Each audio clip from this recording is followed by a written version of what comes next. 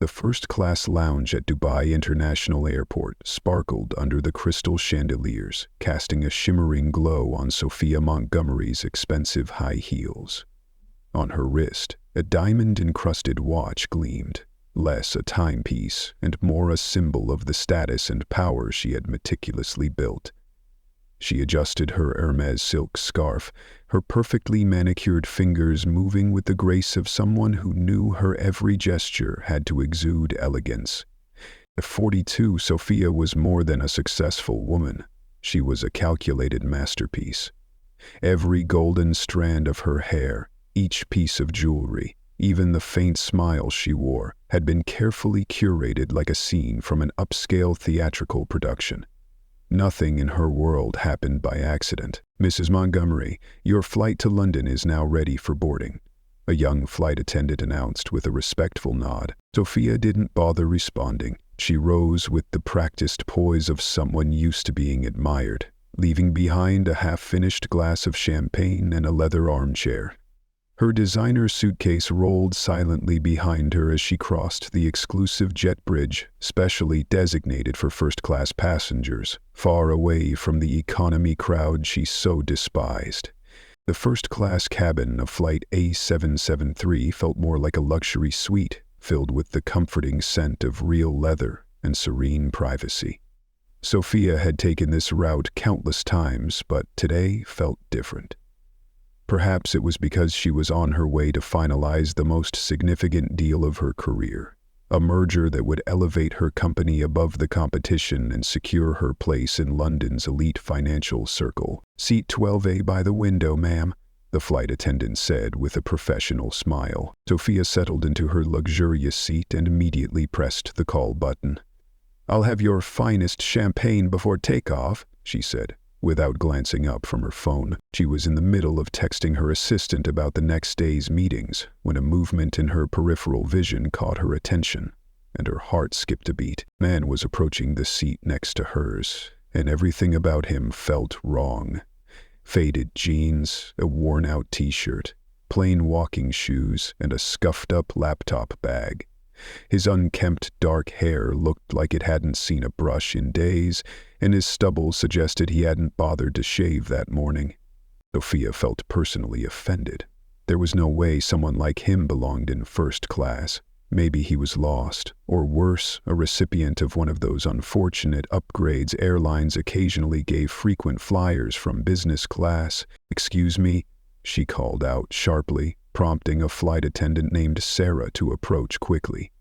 "I think there's been a mistake. This gentleman clearly belongs in economy." The man quietly placed his bag in the overhead compartment. His eyes briefly met hers before returning to his phone, completely unbothered by her presence. "Mrs. Montgomery, Mr. Danielle is in the correct seat, 12B, Sarah said calmly after checking his boarding pass.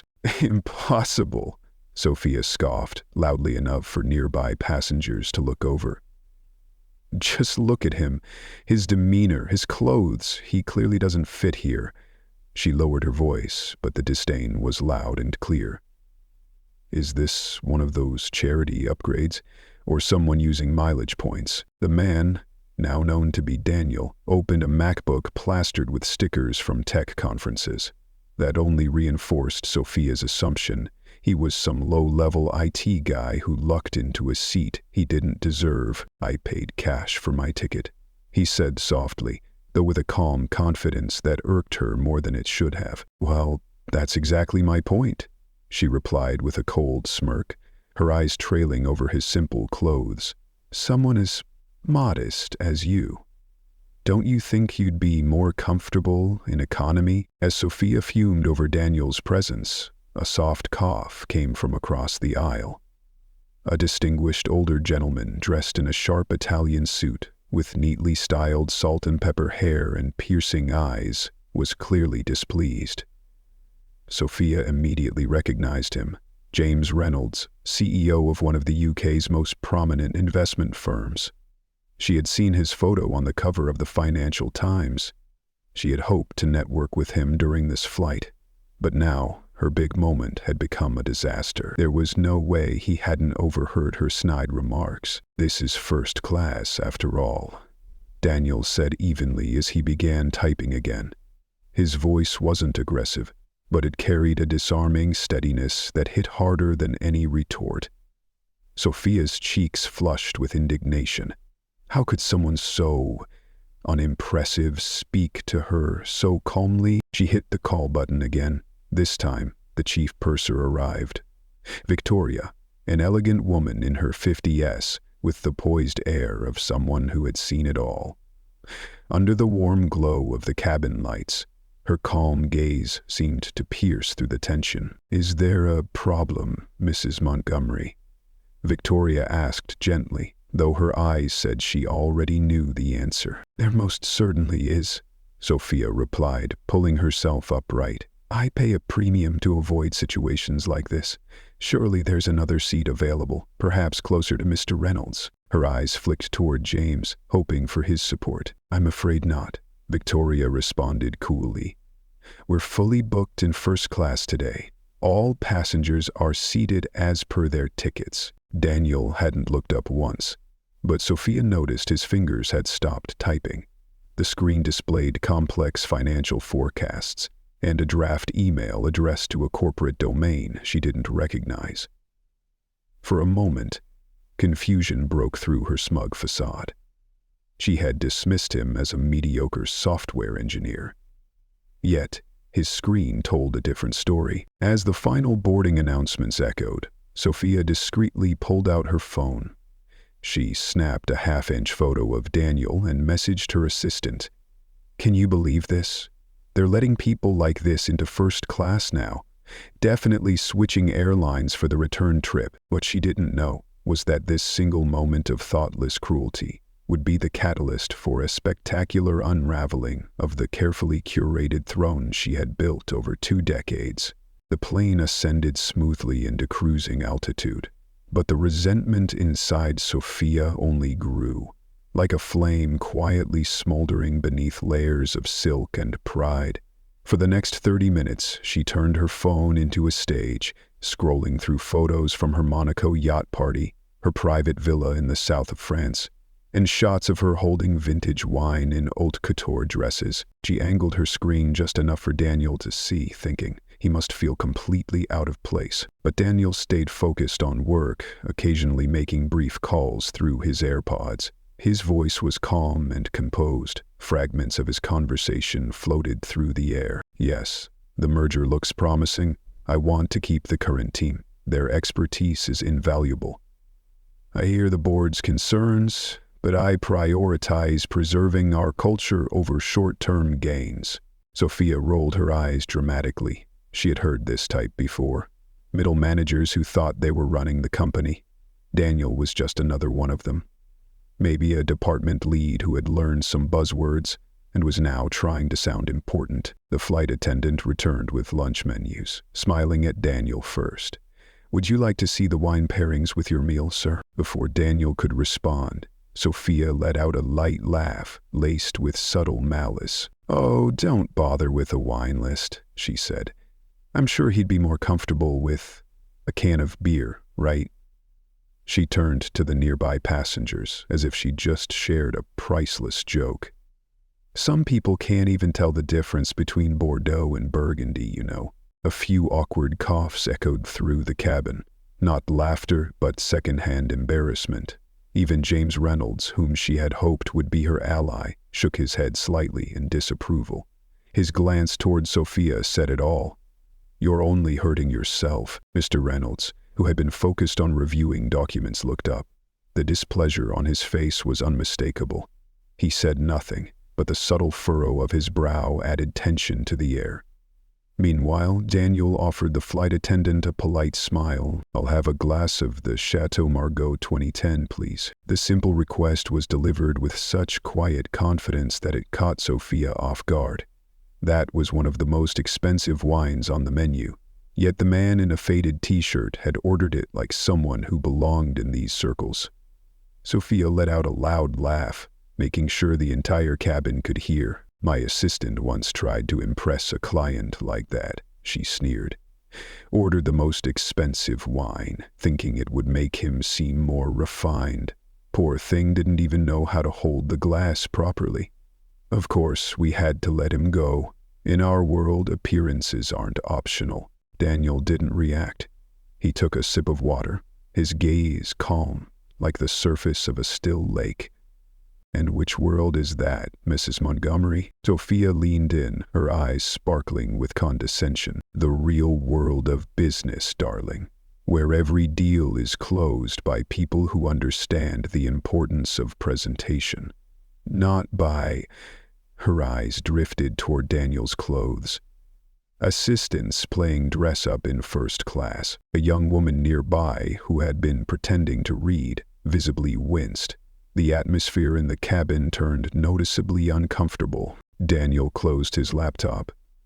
Not in anger, not in defiance.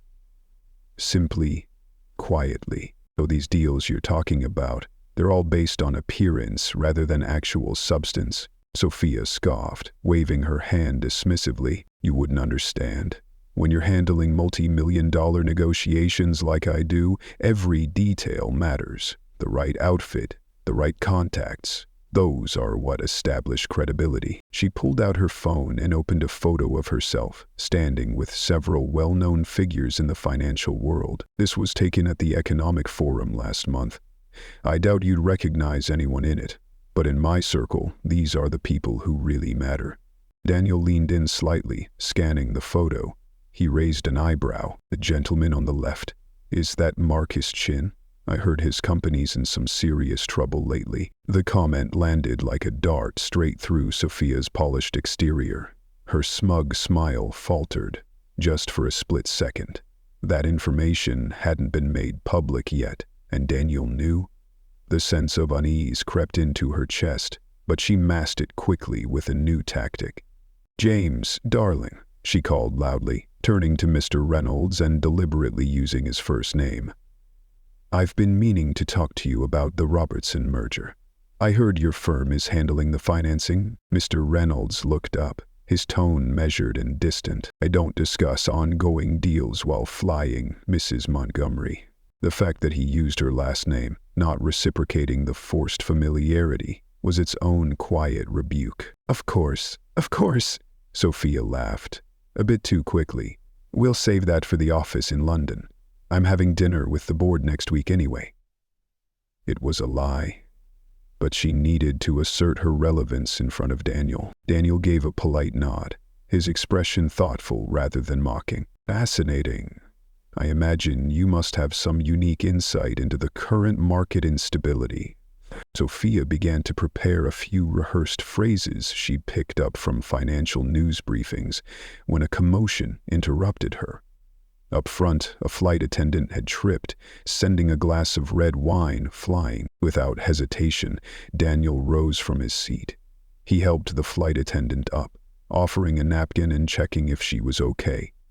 It was instinctive. Kindness without pretense, action without an audience. That quiet act stood in stark contrast to everything Sophia had tried so hard to showcase during the flight. When he returned to his seat, Daniel resumed his work as if nothing had happened.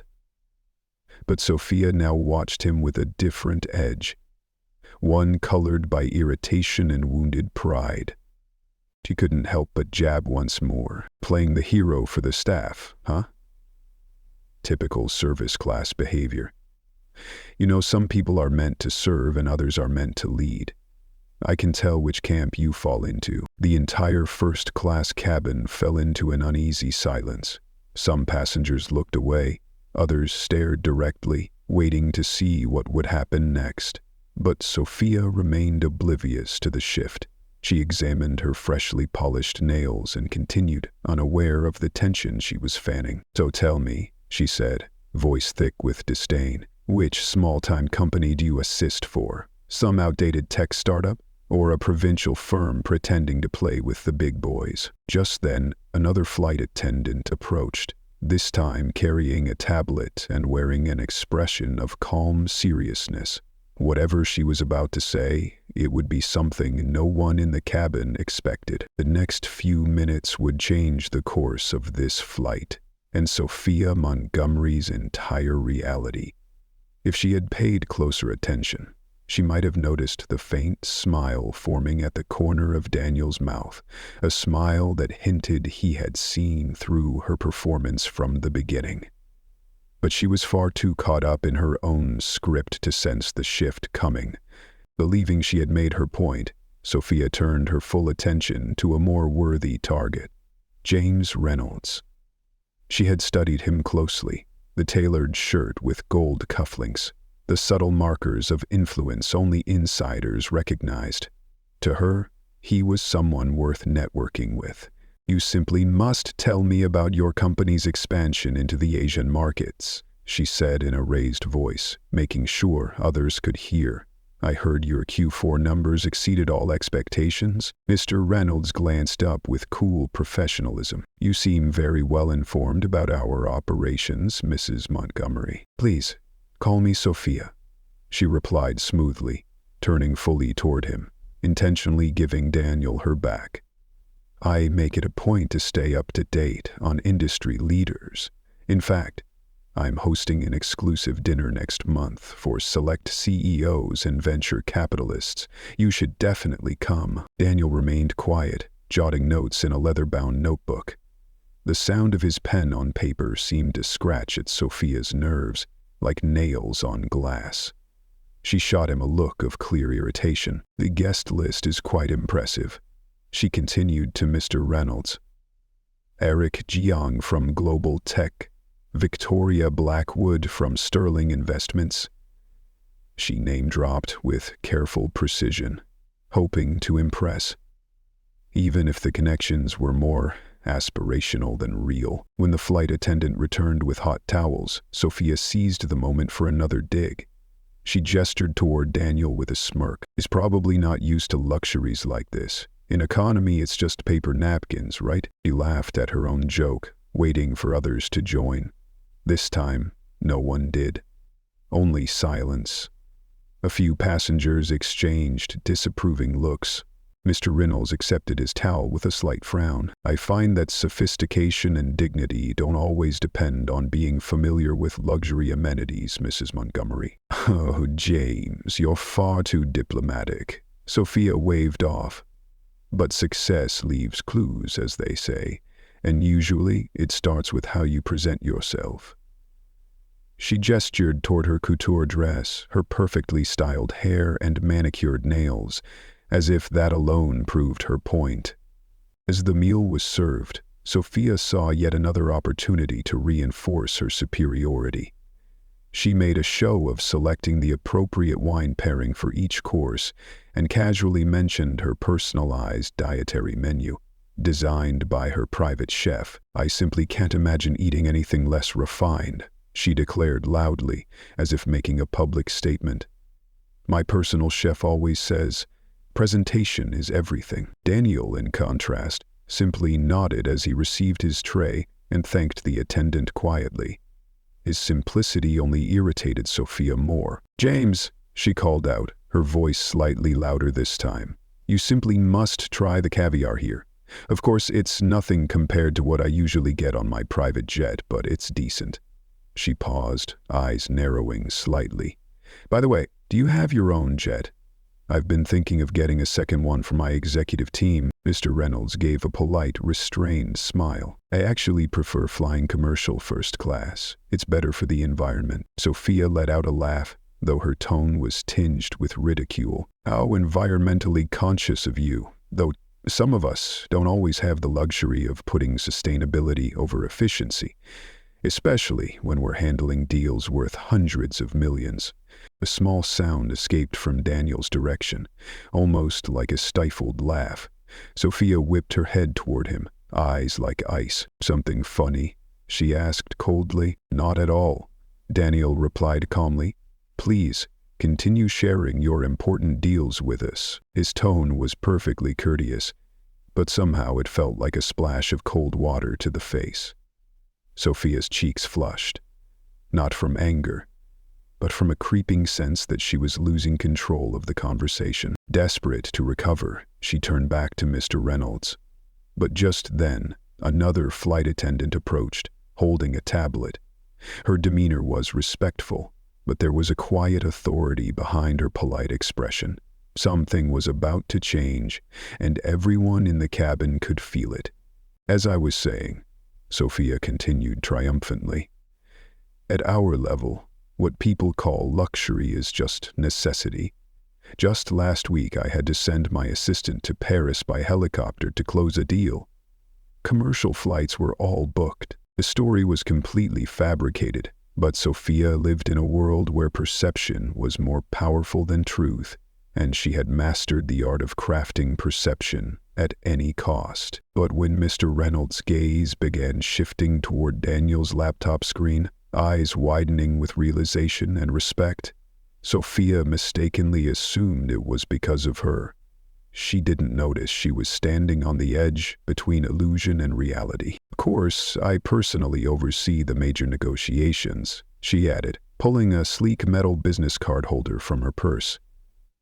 We should definitely explore some strategic alignment between our firms, James.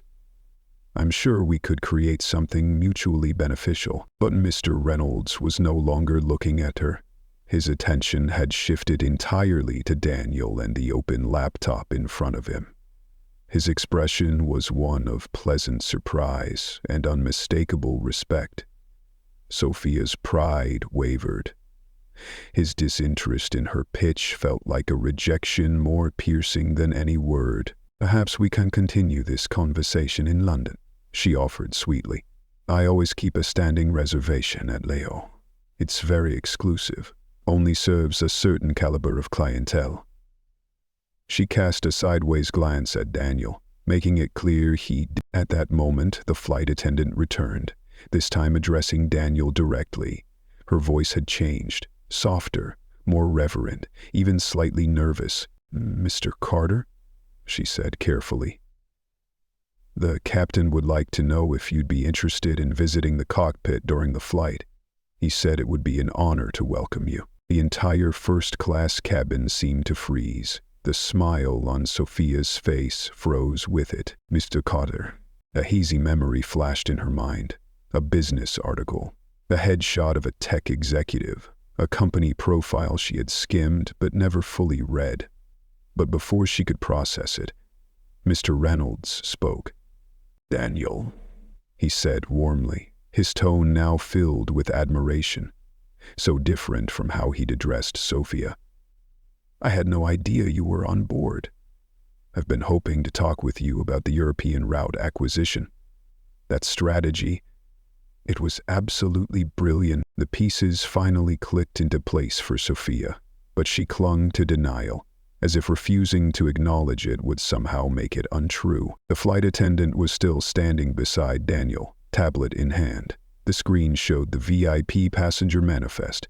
At the very top was the name, highlighted with special designation, Daniel Carter, chairman and majority shareholder of the airline they were flying. The expensive wine in Sophia's hand suddenly tasted bitter. The energy in the cabin shifted palpably. The passengers who had remained silent now exchanged glances, part amazement, part admiration.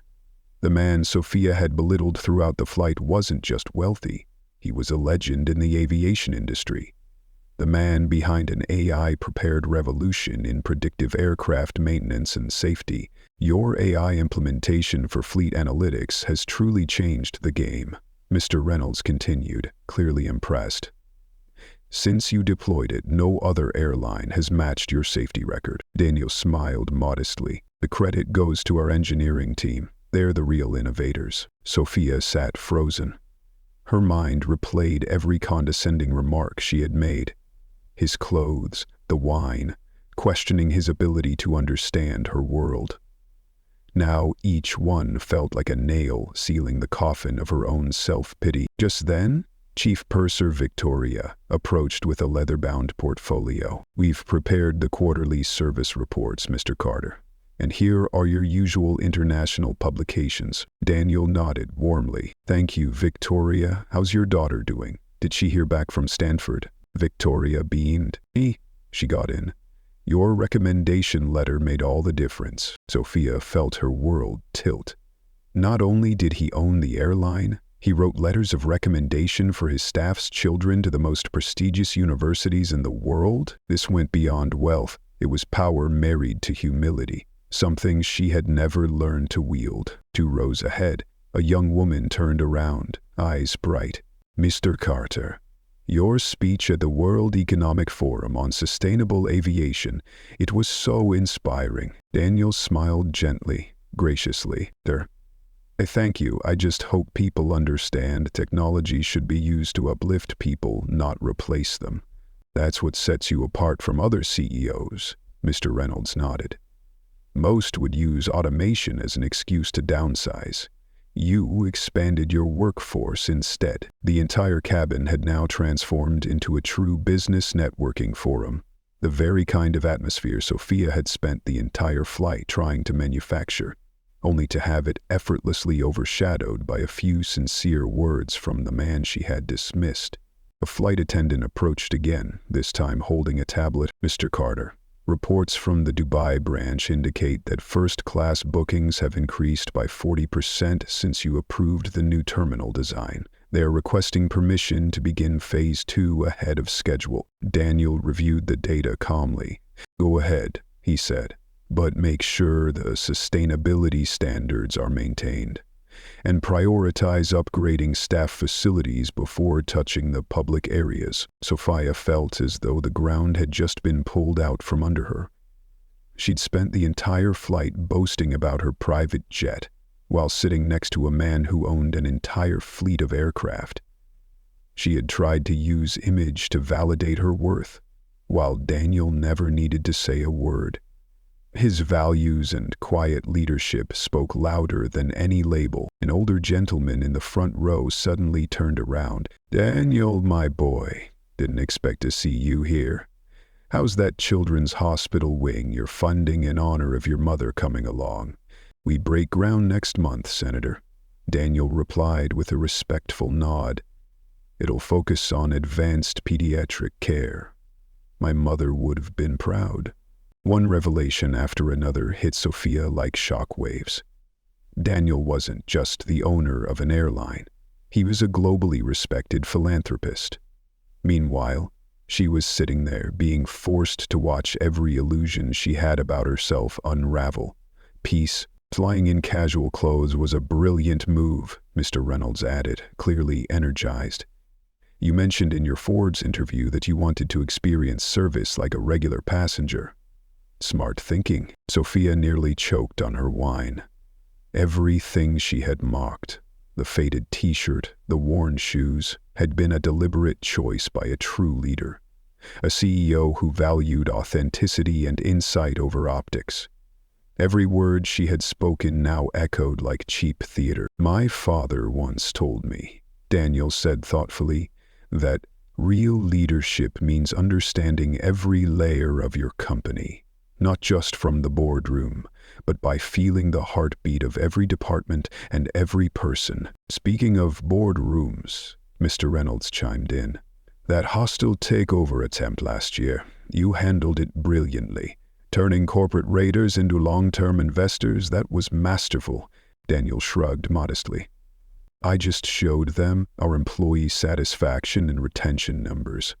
Happy employees mean happy customers. It's not complicated." Another flight attendant arrived, this time handing Daniel a secure satellite phone. "Tokyo headquarters is on the line, sir. They're requesting guidance on the new Trans-Pacific route planning." Sophia could hardly believe her ears as Daniel began speaking fluent Japanese.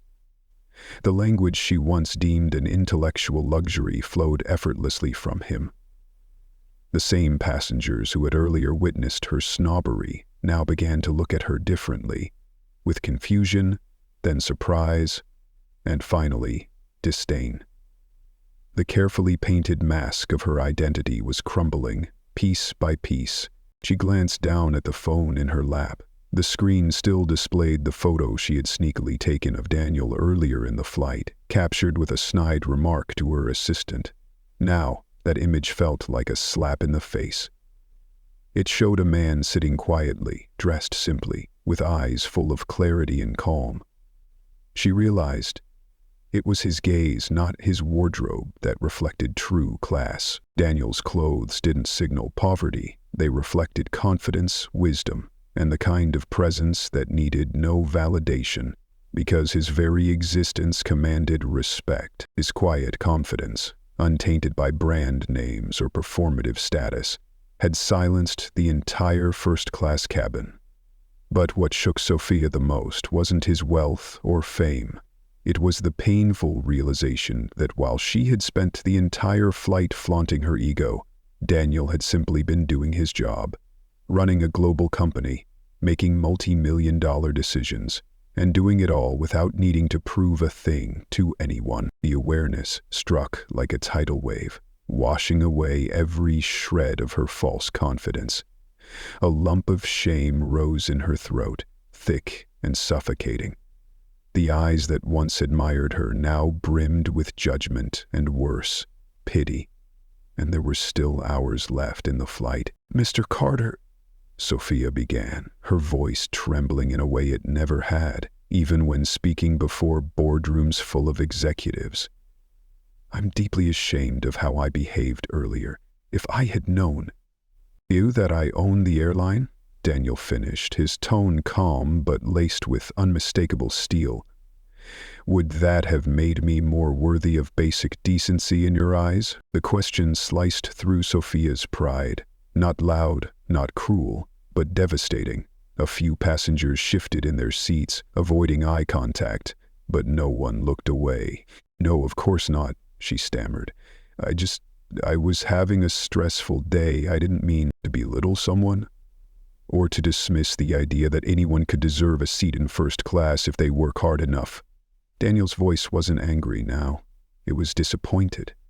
And somehow that was worse. Sophia reached for her water glass, her hand visibly shaking.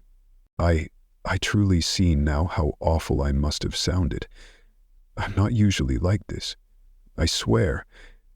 My company has a very robust diversity and inclusion program, which I'm sure you personally oversee," Daniel said, causing Mr. Reynolds to suppress a laugh. Desperate, Sophia pulled out her business card with cold, trembling fingers.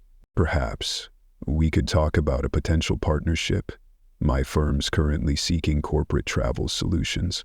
Daniel glanced at the card, but didn't take it. "Interesting," he said evenly. "Would those travel packages include special perks for executives while junior employees are crammed into economy, based on the natural order you mentioned earlier?" Sophia's face drained of color. He had quoted her own words, verbatim. Several passengers nodded subtly to one another, silently savoring the moment. They had seen it all, from the smug condescension to the calculated backpedaling. "Mr. Carter," she pleaded in a whisper, "our annual travel budget exceeds $10 million. Surely we can move past this misunderstanding." A new voice chimed in. It was Victoria, the chief purser, who had returned with more documents for Daniel. "Would that be the same kind of misunderstanding that led you to file 3 complaints last month about economy passengers accidentally entering first class?" Sophia's eyes widened in horror. They had records of her. Daniel signed the paperwork, and for the first time since the reveal, looked Sophia directly in the eye. "Money doesn't define class, Mrs. Montgomery. Behavior does. Whether your company's budget is 1 million or 10, if you treat others as beneath you because of how they look or where they sit, you'll never truly belong to any class at all." At that moment, a young flight attendant approached with a tablet. She whispered something to Victoria, who nodded solemnly and turned toward Sophia. "Mrs. Montgomery," she said in her cool professional tone, "we're having an issue with seating arrangements. We'll need to make immediate adjustments." "You adjustments?" Sophia gripped the armrest. "What do you mean?" "Given recent developments and to ensure comfort for all passengers," Victoria said, "we are required to reseat certain guests. Our policy regarding disruptive passengers is quite clear." "Disruptive?" Sophia's voice rose sharply. "I was just having a conversation. You spent hours belittling someone you deemed inferior. Mr. Reynolds interjected, his tone blunt and unyielding. And when you realized you were wrong, you immediately shifted to professional networking, as if nothing had happened. I've witnessed enough toxic behavior in the corporate world to recognize the true nature beneath the surface. The world Sophia had painstakingly built, through image, relationships, and arrogance, was now crumbling piece by piece, like a sandcastle in a storm. She turned to Daniel, her voice pleading. Mr. Carter, surely we can discuss this reasonably. I admit I said some regrettable things, but it's not to the extent that Daniel cut her off, his demeanor stern and cold for the first time. I don't interfere with the airline's internal procedures. And with that statement, Sophia Montgomery's fate was sealed, not by power or money, but by something she had never truly understood. Decisions regarding seating and passenger safety. Daniel said gently, as Sophia's desperate eyes searched for mercy, are the responsibility of the flight crew. They are professionals. I trust them enough not to interfere. Unlike some people, who always need to assert their status by constantly reminding others who they are. Victoria glanced at her tablet and stepped forward. Mrs. Montgomery, she said, her voice still polite to the point of coldness. We need you to gather your belongings. We've rearranged seating for the remainder of the flight. Another seat? Sophia's voice was now just a trembling whisper. Yes, Victoria nodded. We have a middle seat available in row 47, unless you'd prefer we make an emergency landing to escort you off the plane. No one in the first-class cabin appeared surprised. They had all witnessed the events. Even some had started recording with their phones. By tomorrow, Sophia's image could be circulating across social media as a symbol of the wealthy but uncultured. This can't be, Sophia murmured, as if making a final gamble. Do you know who I am? Daniel looked up, his eyes gentle yet unwavering. We know, he replied, because you've spent the entire flight ensuring everyone knows. And that's precisely the problem. Victoria signaled to another flight attendant, who carefully collected Sophia's luxury luggage. She stood up, her legs trembling as if to resist, but she had no strength left. Walking past each row, she heard whispers shattering like fragments of glass. Serves her right. Karma is real. I need to send this video to the marketing department. Passing by Mr. Reynolds, Sophia avoided his gaze. He was now engrossed in a discussion with Daniel about sustainable aviation fuel and future operational models. She continued walking.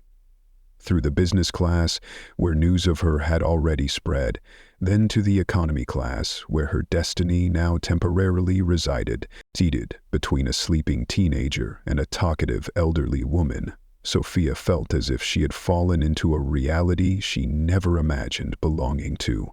The remaining 8 hours passed like a fever, stifling, prolonged and raw.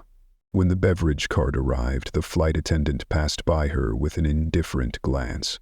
No wine, no silk napkin, only silence and the lingering echo of humiliation. Then, just as the plane began its descent into London, something unexpected happened. The flight attendant returned, holding a sealed envelope. From Mr. Carter, she said briefly, handing it to Sophia. Sophia's hands trembled as she opened the envelope. She didn't know what to expect. A warning? A permanent flight ban? But inside was a handwritten note on the airline's letterhead. The handwriting neat and full of humanity. Mrs. Montgomery, true success isn't measured by how we treat those who can benefit us, but by how we behave towards those we believe cannot. I'm writing this letter to offer you a special opportunity. Our airline operates a mentorship program for underprivileged youth, those who nurture dreams in aviation and business. We need individuals with strategic thinking, practical experience, and the ability to relearn from the beginning as a new person. If you're willing to learn as much as you're willing to share. Sophia lowered the letter into her lap. There was no insult, no punishment, just a door, open, for her to step through if she dared. Within her, something began to crack. Not pride, but the facade. Perhaps for the first time in years, Sophia Montgomery was no longer the person on the artificial stage of fame. She was just a human being, both flawed and capable of change. The flight ended, but a new journey had just begun. Sometimes, the clearest perspective doesn't come from first class, but from where we stoop to lift others up. Sophia read the line in the handwritten letter again. This time, tears were no longer suppressed. They fell, not from shame, but because she felt something strange. Hope. Daniel not only forgave her, he also offered her a chance to make amends, to relearn, and to become something better. As passengers began to disembark, Sophia sat still. She wasn't in a hurry as usual. She let everyone go first, and with each passing minute, her heart felt lighter, as if she finally understood that what elevates us above others isn't our seat position, but how we treat those around us. As she approached the aircraft door, she saw Victoria waiting with a business card. The program takes place every Saturday morning, Victoria explained, revealing a hint of warmth in her voice for the first time. We work with underprivileged youth, teaching them about business, aviation, and most importantly, about character and true success. Way? Sophia asked, her voice trembling. Why me after everything I've done? Victoria smiled, her eyes gentle. 8 years ago, I was one of those kids. Mr. Carter found me when I was working 3 jobs to support my sick mother. Now I'm a chief flight attendant and completing my MBA program. He believes that everyone deserves a chance to rewrite their life story. Sophia stepped off the plane, her heart filled with emotions. In the distance, she saw Daniel, in his simple attire, helping an elderly woman with her luggage, smiling gently. Beside him was Mr. Reynolds, both engaged in a conversation about expanding career opportunities for youth in the aviation industry. 2 weeks later, Sophia appeared at a community center in East London. No longer in an expensive dress or with a haughty demeanor, she wore a simple shirt, her hair neatly tied. In front of her was a group of teenagers with curious, eager eyes. I'm here to teach you about business, she began, her voice no longer a performance, but a sincere sharing. But first, I want to tell you about the most valuable lesson I've ever received. From a man in a t-shirt and jeans who owns an entire airline. Her story became the highlight of the program, and something miraculous began to happen. When Sophia stopped asserting herself, she began to truly inspire. The knowledge once distorted by ego now became tools to uplift others. 6 months later, on a Saturday, Sophia was startled to see Daniel sitting quietly at the back of the classroom. He didn't speak, just observed as she guided a shy girl through a business presentation practice. After the class, Daniel approached. I'm very impressed, he said sincerely.